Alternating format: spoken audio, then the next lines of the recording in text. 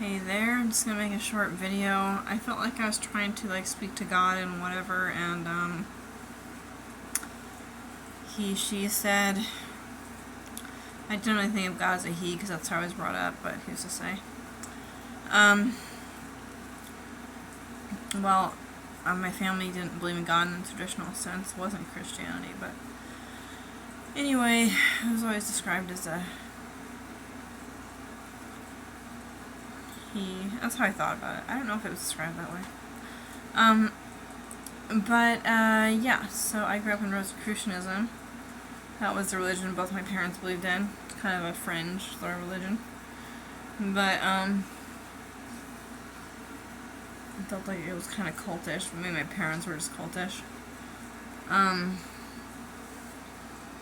My point being here is that when I asked God what to do, He said to share the story of what I'm up to right now. And what I'm doing right now, how I feel right now was the gist. How I feel right now was the main point.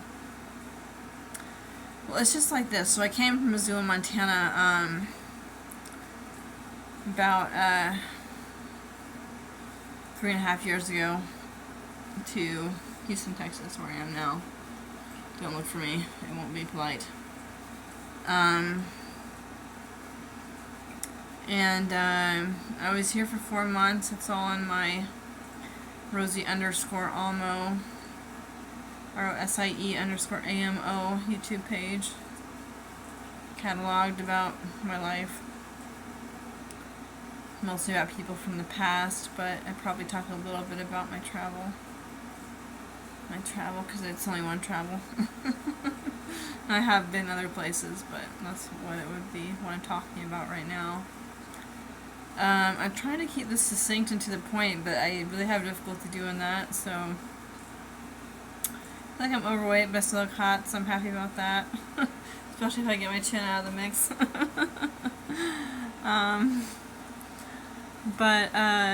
Yeah, so I was on a dating app tonight, and this guy was like, what do you have to offer, man?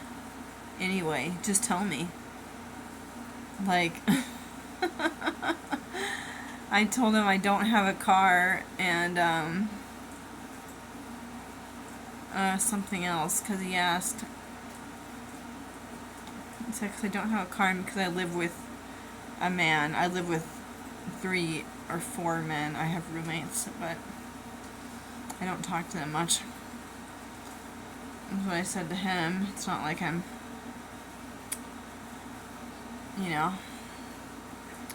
fucking any of them. So,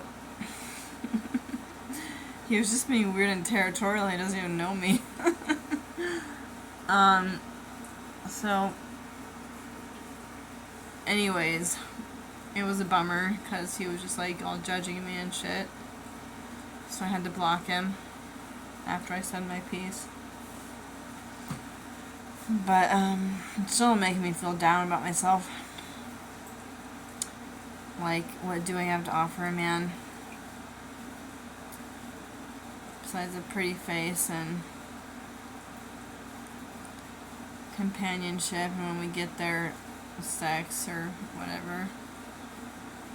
I don't want that to happen immediately. I need to make sure it happens the way I want it to this time. But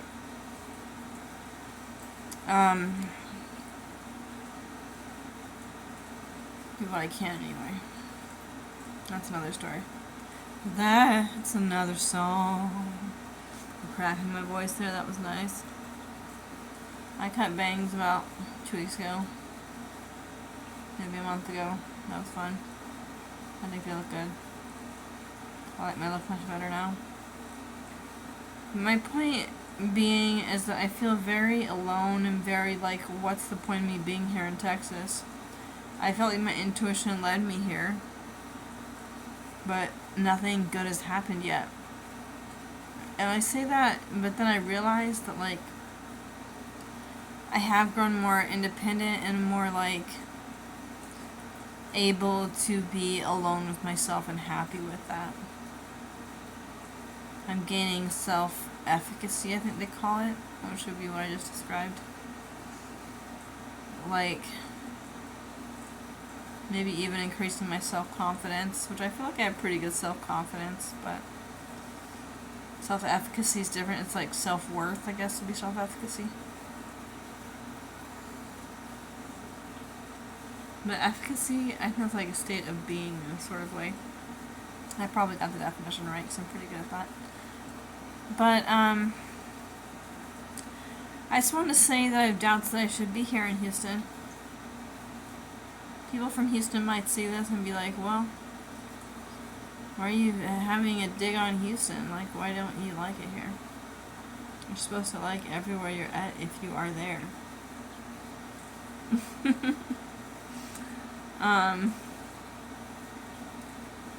But I can't really, like,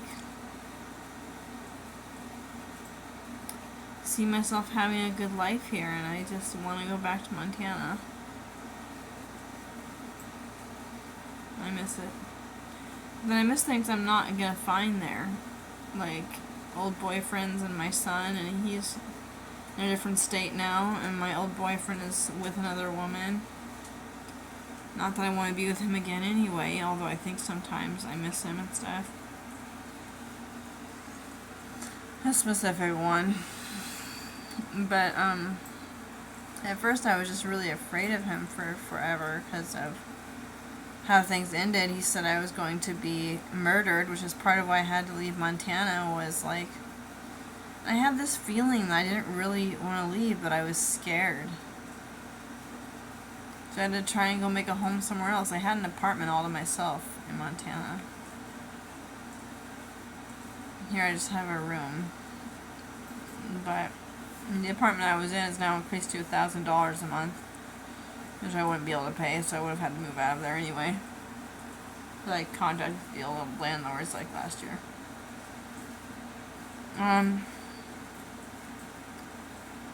And the woman who helped me get into the apartment, she's one of my references. She gave me a weird look outside where she works, like I was crazy or something, last time I saw her. So it's just like, I hate when people give me that look. It's just like, I'm just a normal person. Don't look at me like I'm crazy. Yes, I have mental difficulties, but who doesn't? I don't know, some people don't. But I'm not one of those people. I have a schizophrenic mother, so it runs in my genes, I guess you'd say. But to be looked at like you're crazy is another thing entirely. It's just hurtful. I don't know if I could use her for a reference anymore if she thinks I'm crazy. I don't know.